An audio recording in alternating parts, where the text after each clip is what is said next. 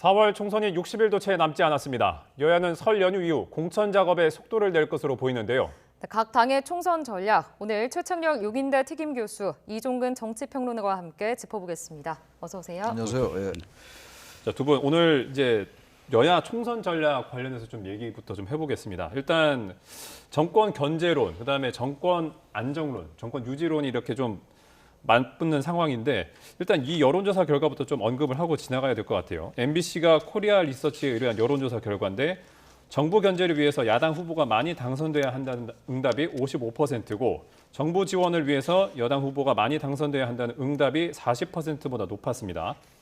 이제 이번 조사는 이제 지난 6일과 7일 이틀 동안 전화 면접으로 전국 18세 이상 1,001명 대상으로 조사한 건데 응답률은 17.8%였고 표본 오차는 95% 신뢰 수준의 플러스 마이너스 3.1%포인트였습니다. 지금 이렇게 좀 길게 말씀을 드렸는데 일단 정권 심판론이 좀 여론조사 결과 우세한 것으로 나타났거든요. 여기에 대해서 좀 어떻게 보십니까? 최근에 한동훈 비대위원장이 투입이 되면서 뭔가 이제 국민의힘이 지난 연말까지만 해도 이번 총선에서 아주 대단히 어렵다 이런 전망이 많았어요. 근데 그런 전망은 좀 이제 그때보다는 좀 덜해졌는데 여전히 정권 심판론이 높습니다. 지금 말씀하신 것처럼 뭐 큰 차이는 없다 하더라도 그러니까 지금 여러 가지 프레임 중에서 정권 심판론 또 야당 심판론이라는 것도 있어요. 그러니까 정부 안정론하고 좀 다른 개념인데 야당 심판론도 있고 워낙 지금 또 극단적인 양당의 대결 구도 때문에 이른바 정치 심판론 그건 제3지대에게 유리한 이제 구도가 되겠죠. 여러 가지 이제 그 프레임이 있는 건데 제가 볼 때는 아직은 정권 심판론이 높을 겁니다 아마. 그리고 2년 정도밖에 안 됐기 때문에 정부가 출범한 지 당연히 중간 평가의 성격을 띌 수밖에 없어요. 이제 문제는 한동훈 비대위가 출범하면서 그동안 좀 희석시킨 건 있는 것 같은데 최근에 이른바 그 김건희 여사 명품백 논란도 여전하고 아마 야당이 또 이 부분을 계속 이슈화할 겁니다 아마. 이런 부분들에 대해서 한동훈 위원장이 인기를 얻고 있다 하더라도 이 부분이 이제 국민의힘의 정당 지지율하고 직접 연결되는 것 같지는 않아요. 아직은 볼 때.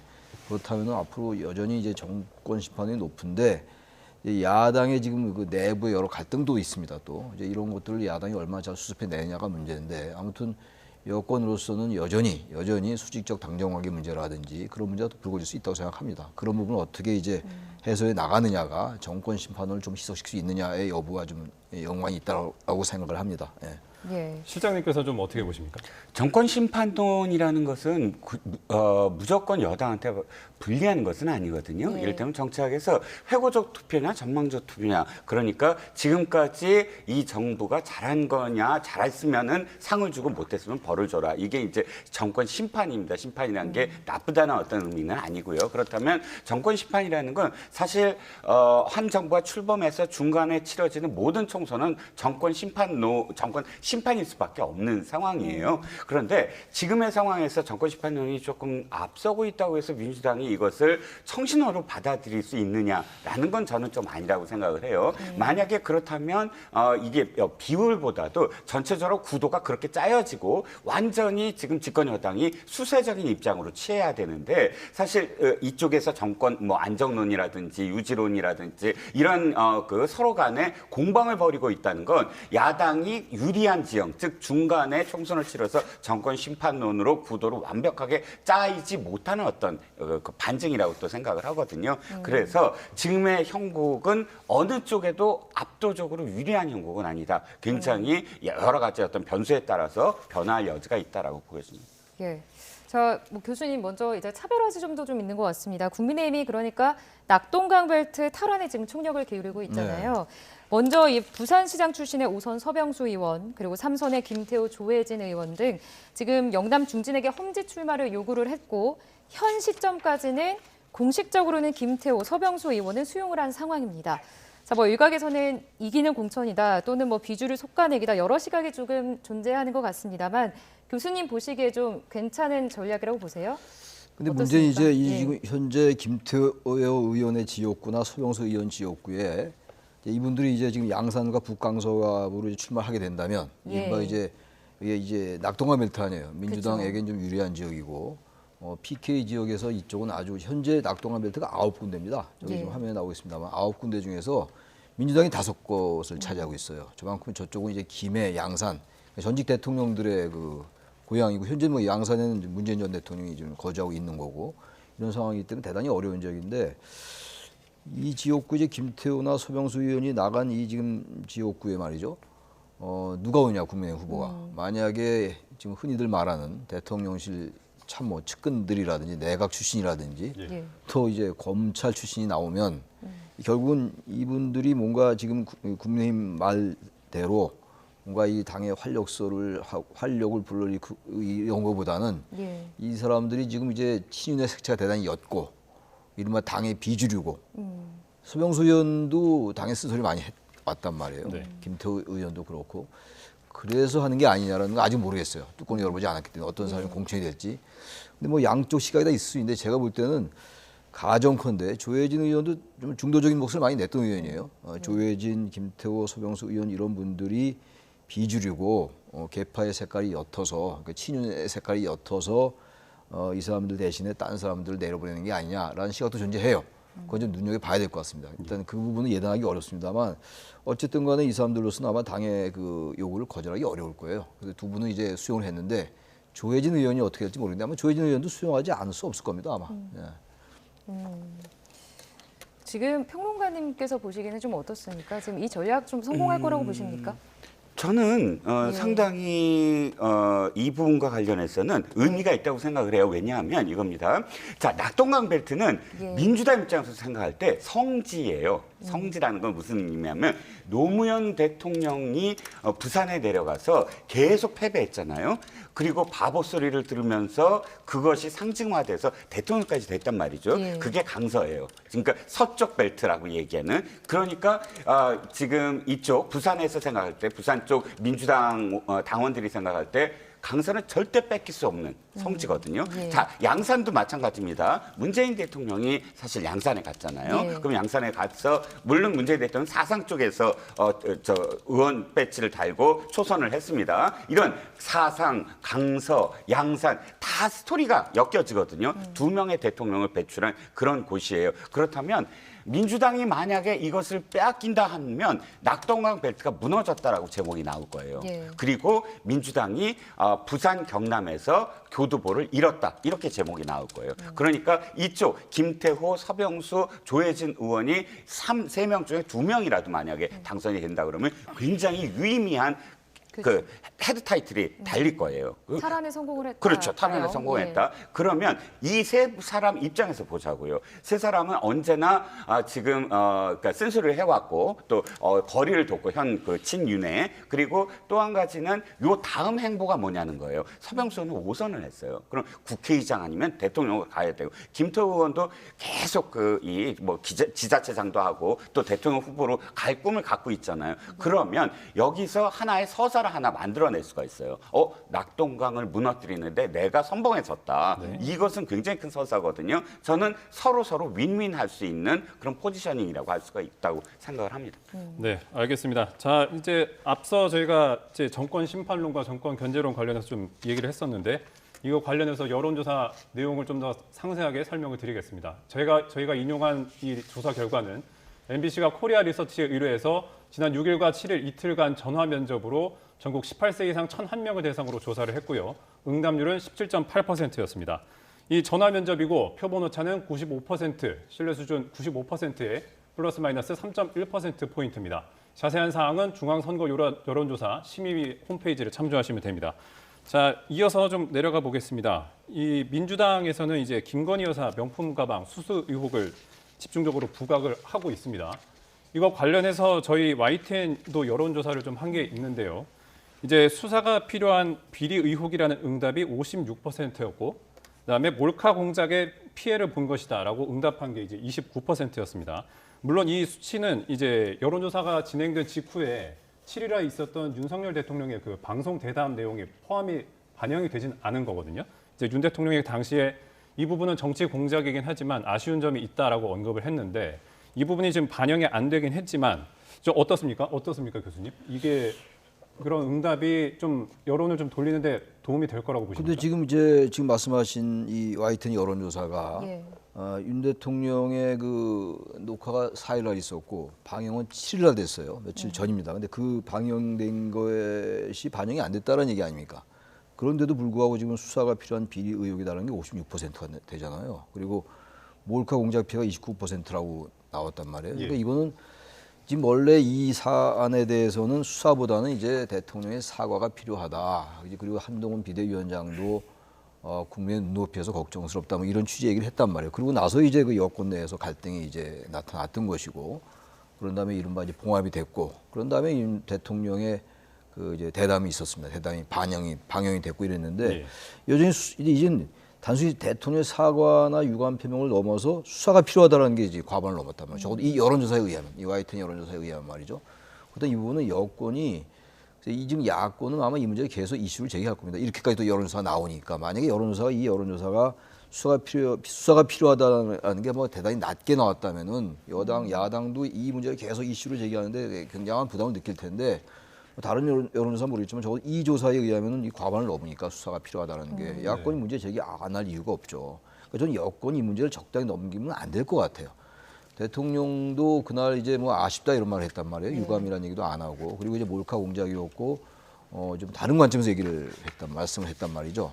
그렇다면 이게 오히려 대통령의 그 대담이 이 문제를 더 키운 측면이 좀 있다고 생각합니다. 예. 이렇게까지 높게 나오지 않았고요. 수사라는 프레임은 좀 약간 비껴 있었다고요. 이건 야당이 정당 차원에서 제기했던 거였는데 이게 좀 맥힌다는 얘기거든요. 그래서 이 부분을 돌파하려면 여당이 지금과 같은 태도로 적당히 넘겨서는 안 될 것 같아요. 이거는 물론 민생과 직접 관련되는 거 아니라 하더라도 민생과 직접 관련 사안은 아니라 하더라도 어쨌든 유권자들이 이 부분을 대단히 심각하게 보고 있다는 반증이기 때문에 저는 이거는 굉장히 그 여권에게는 약한 골일 수밖에 없으니까 이건 적극적이고 전향적으로 대처하지 않으면 여당의 이 선거에서 대단히 어려워질 수 있다라고 생각합니다.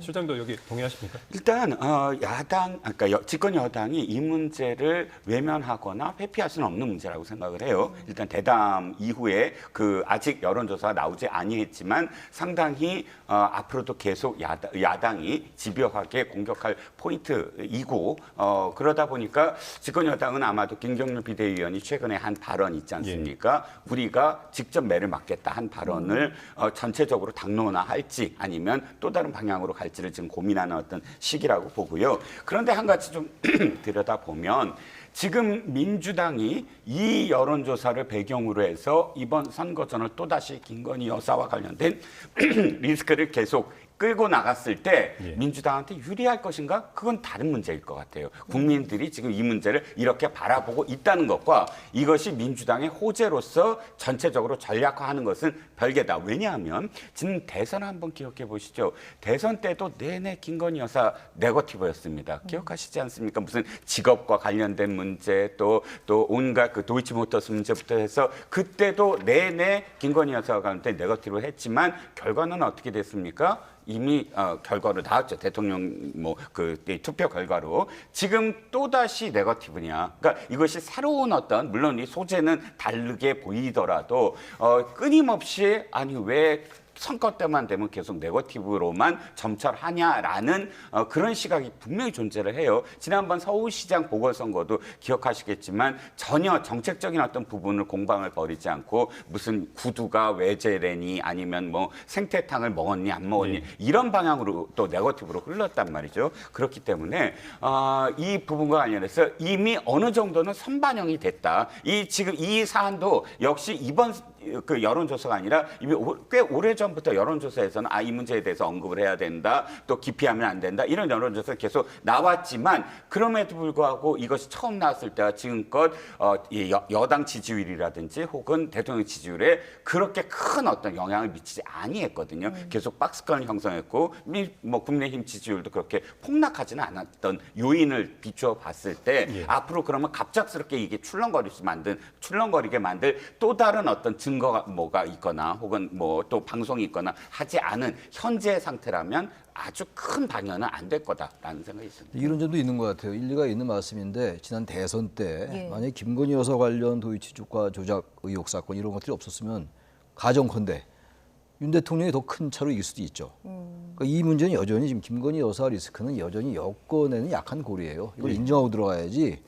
도이치 주가 조작 의혹 사건 같은 경우는 지금 말씀하셨으니까 말씀입니다만 지난 정권 때 수사를 많이 했어요. 유죄가 결국 뭐 수사 이제 결과 안 나온 건데 김건희 여사한테 별 문제가 없던 걸로 나온 거 아닙니까? 그럼에도 불구하고 김건희 여사의 도이치 주가 조작 의혹 사건에 대한 여론도 여전히 안 좋은 게 많이 있단 말이죠. 이런 부분들을 여권이 그냥 흘려 지내지 말고 보다 적극적으로 대응해야 된다. 제가 이 말씀 왜 드리냐면 수도권과 충청권 같은 경우는 이게 중도 표심이 많은 곳이거든요. 예. 그러니까 지금 뭐 PK나 TK나 뭐 강원 지역 이런 데는 별개인데 수도권과 충청권을 못 이기면 국민이 이길 수가 없어요. 여전히 근데 수도권 여론이 완전히 지금 한동훈 위원장이 비대위원장으로 들어온 다음에 완전히 호전됐다. 국민의힘에 그렇게 볼 수도 없는 거거든요. 예. 그러니까 이런 약한 고리들에 대해서 어쨌든 여권이 어쨌든 전향적으로 대처하지 않으면 선거 때 역시 유권자들 머릿속에 이게 인식이 돼 있을 거라고요. 저는 그런 이제 우려가 국민의힘 입장에서는 들지 않겠는가라는 생각을 말씀드리는 겁니다. 네. 교수님 그 조금 전에도 이제 수도권 이야기를 잠깐 네. 짚어주셨는데, 그러니까 이번 총선에서 어쨌든 여야가 모두 공을 들이고 있는 게 수도권이잖아요, 그렇죠. 승부잖아요. 네. 지금 뭐 국민의힘은 수도권 탈환을 위해서 총력전 펼치고 있고 민주당도 지금 긴장의 끈을 놓지 않고 계속 지금 방어를 하는 상황인데, 지난 총선을 짚어보면 교수님, 국민의힘이 지금 수도권 121석 중에서 16석 네. 정도를 얻으면서 뭐 참패를 했다, 민주당이 압승을 했다라고 말을 해도 좀 과언이 아닌 상황인데, 압승한 거죠 민주당이 그렇죠. 수도권에서. 예. 이번 총선은 좀 수도권 상황 어떨 거라고 보세요? 근데 그렇게까지는 되겠어요? 121석 중에서 국민의힘이 16석밖에 못 얻고 예. 그 정도 수준까지 안 갈 것 같긴 예. 해요. 그럼에도 불구하고 수도권의 선거는 여전히 쉽지 않다. 근데 그러나 제가 아까 모두에 말씀드린 것처럼 지난 연말에 비해서는 국민의힘 입장에서 볼 때 이제 해볼 만하다. 분위기 좀 조성된 것 같아요. 야당이 지금 어쨌든 당내에 갈등이나 이런 것들이 많이 노출돼 있고, 요즘은 최근에 뭐 그게 야당의 주장에 의하면, 이재명 대표의 주장에 의하면 그 예. 프레임이라고 합니다만 예. 친문 갈등까지 나타나고 있는 상황이란 말이에요. 친명 비명도 아니고. 그럼에도 불구하고 여당이 그리고 또 한동훈 비대위원장의 인기가 높아짐에도 불구하고 예. 어쨌든 정권 심판론이 높고 여러 가지 이 문제는 지금 수도권의 이 표심은 직접 아직은 연동이 안 돼 있는 것 같단 말이죠. 예. 그래서 지난 4년 전까지 이렇게 완전히 뭐 이제 16석밖에 못 얻고 이 정도는 안 될 것 같긴 합니다만 여전히 수도권은 여전히 쉽지 않다. 국민의힘으로서는 정말로 여러 가지 이슈에 대해서 적극적으로 대처하지 않으면 수도권만으로 볼 때는 그렇게 선거의 승리하기 쉽지 않지 않느냐. 현재로서는 그렇다는 얘기입니다. 예. 저희 뭐 하나의 전망에 불과합니다. 예. 알겠습니다. 그 방금 이제 언급을 좀 잠깐 해주셨는데 좀 이 부분도 좀 궁금하거든요. 사실 앞서 소개해드린 여론조사라든지 최근 흐름을 보면 아직까지는 정권 심판론이 좀 우세한 상황인데, 여기에 대해서 이제 방금 교수님께서도 지적해주셨지만 국민의힘의 어떤 지지율이라든지 한동훈 비대위원장에 대한 지지도와는 좀 연동이 안 되는 듯한 모습을 보이고 있거든요. 이 정권 심판론이 유지되고 향후 총선 결과에 따라서 한동훈 비대위원장의 입지가 좀 어떻게 될 거로 좀 보십니까? 총선 결과 이후에 한동훈 비대위원장 입지를 예, 말씀하시는 예. 거죠? 당연히 만약 패배하면 어쨌든 자신이 이 당에 계속 남을 수는 없겠죠. 뭐 이미 정치는 시작이 됐지만 그런데 중요한 건 이겁니다. 선거의 승리를 어디로 보느냐에 따라서 다를 것 같아요. 이를테면 지금 21대 총선이 끝나자마자 180대 108이었어요. 지금 168대 112지만 당시에 180대 108의 결과, 그러니까 180이라는 건 뭘 의미하냐면 200석은 안 되니까 이제 헌법을 고치거나 이러진 못하지만 예. 긴급 안건, 그러니까 패스트트랙을 올릴 수 있는 그런 이 포인트거든요. 180이. 그러면 또다시 180을 누가 가져갈 거냐라는 기준으로 이기는 것을 삼을 수 있느냐? 그건 어느 당도 못할 거예요, 지금. 그 당시는 사실 21대 4년 전에는 여러 가지 특수 상황이 있었거든요. 네.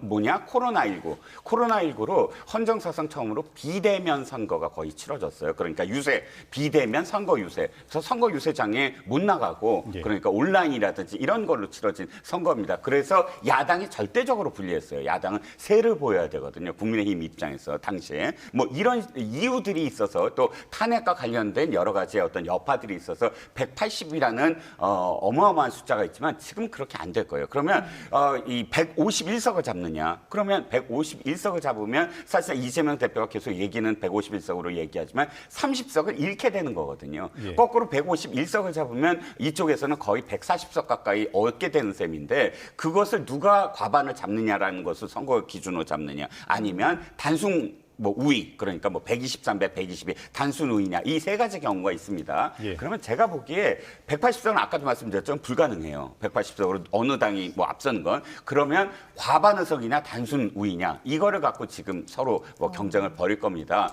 저는 한동훈 비대위원장이 지금의 정권 심판론이 뭐 그 좀 더 우세하다고 해서 그러니까 180석을 안 뺏기더라도 과반에서 선전하는 근접하는 선전을 벌일 가능성이 높아지고 있다. 왜냐하면 전체적인 여론조사가 지금 좀 더 고착화되고 있어요. 점점. 그러니까 네. 양쪽 정당의 지지세가 지금 보이시지만 상당히 줄어들었어요. 오차범위 내도 아니고 1% 내외로 서로 앞서거니 뒤서거니 하는 상황이 거의 모든 여론조사에서 비슷한 추세선을 보이고 있거든요. 예. 그렇다면 아주 근접한 상태로 선전할 거다. 그러니까 졌지만 예를 들어서 유의미했다. 108석인데 여기까지 했다. 예를 들어 180석, 140석 정도로 끌어올렸다. 이런 불리한 선거에서 이 정도로 했다라는 의미의 나는 그 뭐 최소한 의석수를 지켜낼 거다. 예. 그렇다면 한동훈 비대위원장으로서는 절반의 성공. 이라고 가능한 그런 어떤 뭐 타이틀이 붙을 수 있는 그런 흐름으로 가고 있지 않느냐라는 생각입니다. 지금 좀 첨언을 하자면 그러니까 이제 정당 지지율 못지않게 중요한 게 이제 뭐 대통령의 지지율이잖아요. 그렇습니다. 빼놓을 수가 없는데 네. 지금 대통령 지지율을 살펴보면 크게 변동이 있지는 않아 보이거든요. 네. 총선을 앞두고 지지율이 좀 달라질 수 있는지, 그러니까 좀 뒤집어 엎을 수 있는지 이런 것 부분도 좀 궁금합니다. 제가 어떻게 보세요? 제가 보기에는 대통령 지지율이나 정당 지지율은 아까도 제가 이런 표현 썼어요. 고착화됐다. 예. 지금 대통령 지지율 보시면 알겠지만 1년 6개월 동안 거의 비슷한 양상이에요. 아마 선을 지금 한 달째, 2달째 정도를 지금 선으로 보여주시지만 6개월 선을 보여주셔도 거의 이 흐름일 거예요. 그건 뭘 의미냐면 큰 선거에서 한번 심판을 받아야 돼요. 그러니까 야당이 심판을 받든 대통령이 심판을 받든 그렇게 해서 선거에서 이렇게 생각을 하는구나라고 그 선거에 진 쪽은 수긍을 하고 선거에 이긴 쪽은 힘을 실어주고 해서 야당한테 사람들이 더 많이 생각을 하고 있구나. 아니다. 대통령한테 생각을 많이 하고 있구나. 하고 총선 이후부터는 달라질 거예요. 이제부터 이 고착화된 선들이 막 출렁출렁 거릴 겁니다. 한 가지만 더 말씀을 드리면 대통령 지지율이 30%로 너무 낮다라는 시각이 있는데 예전에 이 데이터를 한번 갖고 와 볼게요.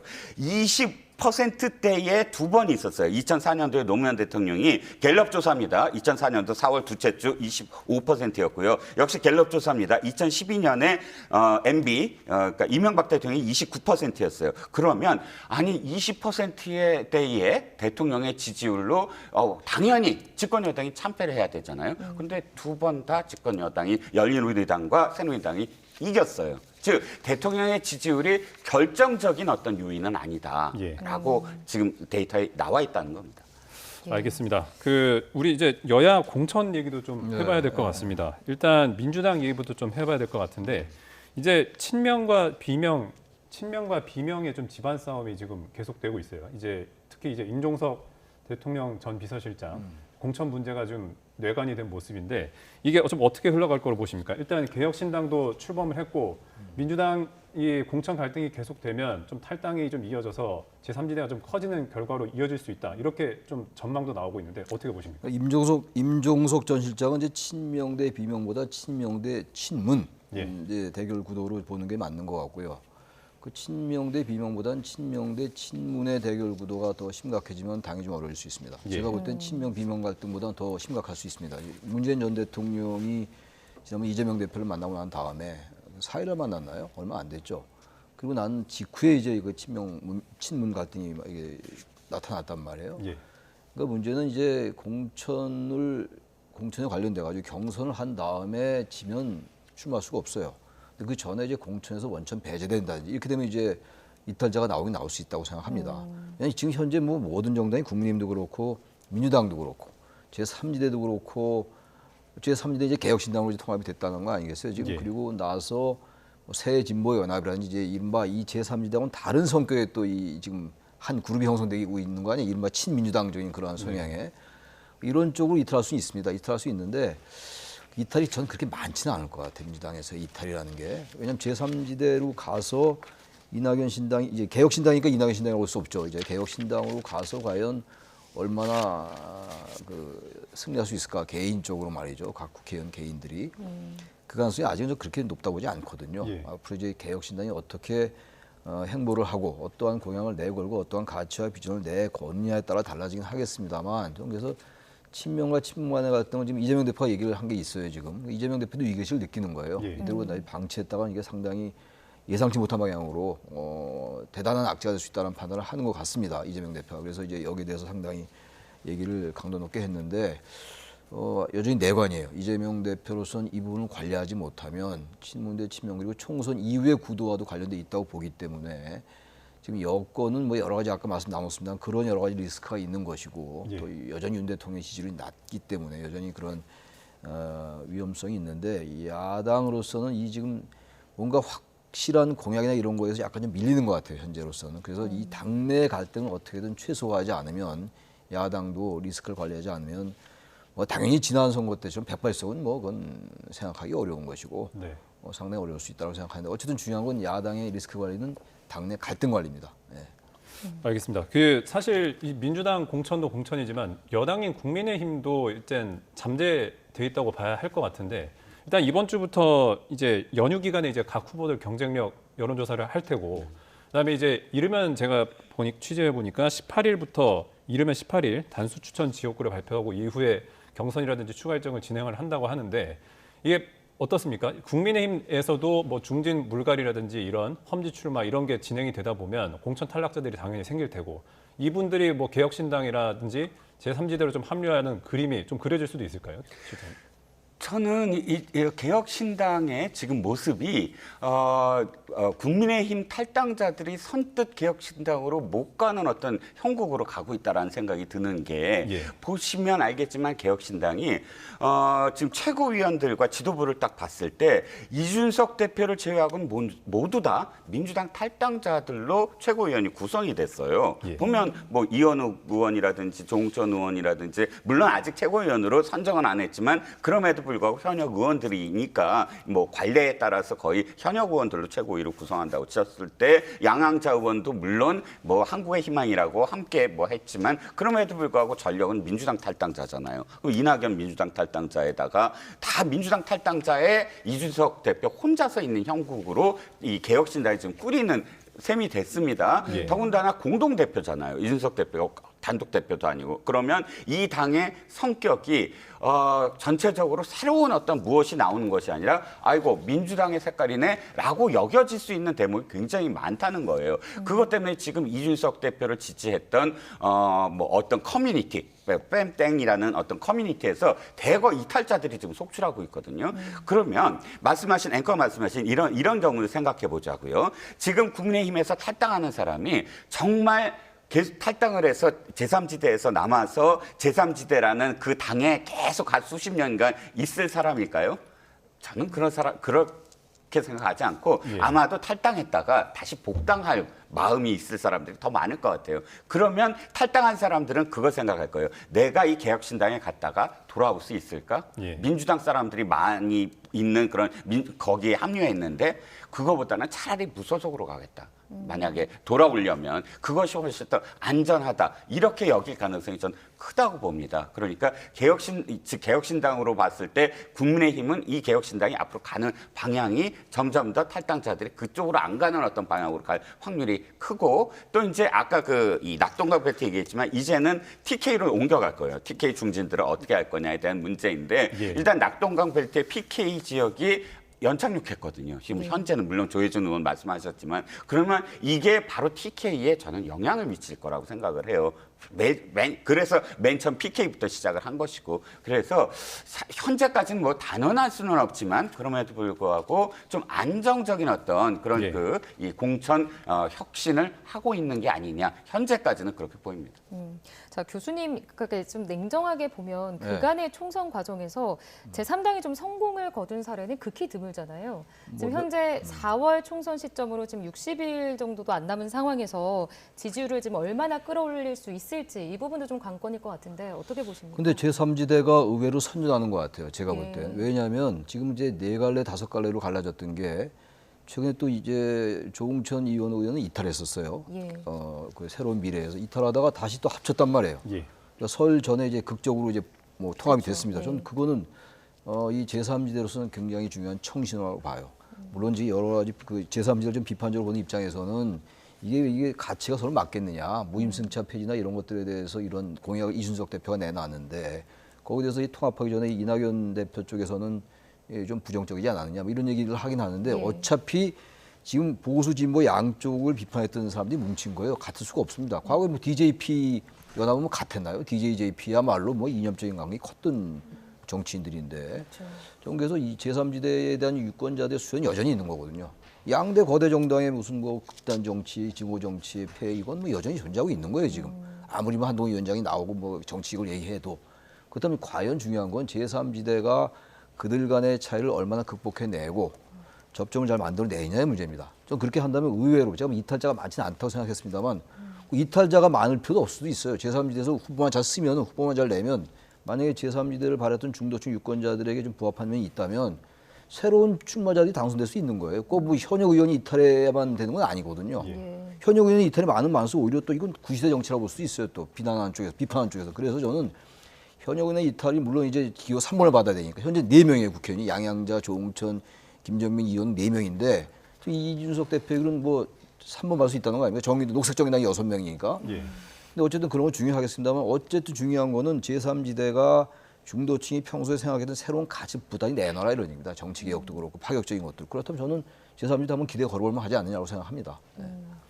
그 이제 여야가 한 가지만 좀 더 여쭤보고 싶은데 여야가 지금 공략하는 지점이 그 지점이지 않습니까? 이제 이낙연 전 대표와 민주당 탈당파 그리고 이준석 전 국민의힘 대표가 만든 개혁신당 이게 사실 보면은 성질이라든지 좀 다른 이제 사람들이 모여서 한 신당을 이룬 건데 이게 여야가 이제 공략을 하는 부분도 이합집산이다 이렇게 공략을 하고 있는 거잖아요. 좀 제3지대 개혁신당이 좀 성공을 하려면 좀 어떤 점이 좀 이제 관건이라고 보시는지. 국민들을 설득해내야 돼요. 왜 모였는지에 대한 게 가장 중요합니다. 이유가 중요해요. 지금 교수님께서 희망적으로 보시는 게 양자 심판론이거든요. 양당의 거대 그 정당을 지금 견제해야 된다. 그런데 사실 앞뒤가 좀 안 맞는 게 뭐냐면 그것을 주장하는 사람들이 양당 대표였어요. 그러면 이 양당 대표 이낙연 전 대표 또 이준석 대표 양당의 대표로서 그 당시에 그러면 이 양당 어떤 문제를 해결하기 위해서 무엇인가 해냈느냐는 거예요. 예. 그렇지 않았어요. 이 두 사람 다 양당의 사실은 그런 그 충돌이라든지 또는 양당의 가치를 조금 더 국민들한테 설득해냈지, 그러니까 쓴소리를 받아들이고 다원화된 목소리에 배려를 하고 이런 정치를 하지 않았던 사람이 갑작스럽게 뛰쳐나와서 양당이 문제가 있습니다. 대표였던 사람들이 앞뒤가 저는 안 맞는 어떤 행보라고 예. 생각을 하거든요. 그러면 그 다음 가치는 뭐냐는 거예요. 그러니까 앞으로도 이제 정책과 관련해서 부딪히고 하면서도 국민들한테 가장 큰 건 뭐예요? 이 표를 위해서 정치공학적으로 뭉쳤구나 그냥 이게 아니라 정말 어떤 가치 때문에 뭉쳤다. 양당 뭐 견제 이건 저는 안 맞는다고 보고 왜냐면 이낙연, 이준석 두 대표가 할 말은 아니라고 보고 예. 그러면 그 가치를 찾아내는 게 가장 중요하다. 왜? 그래야 국민들이 설득당할 거예요. 아, 양자 심판론 맞아. 당신들이 지금 뭉친 이유가 있어. 그 설득의 지점을 지금부터 만들어내야 된다고 생각을 합니다. 알겠습니다. 지금까지 최창렬 용인대 특임교수 그리고 이종근 정치평론가와 전국 현안 짚어봤습니다. 두 분 오늘 말씀 고맙습니다. 고맙습니다. 네.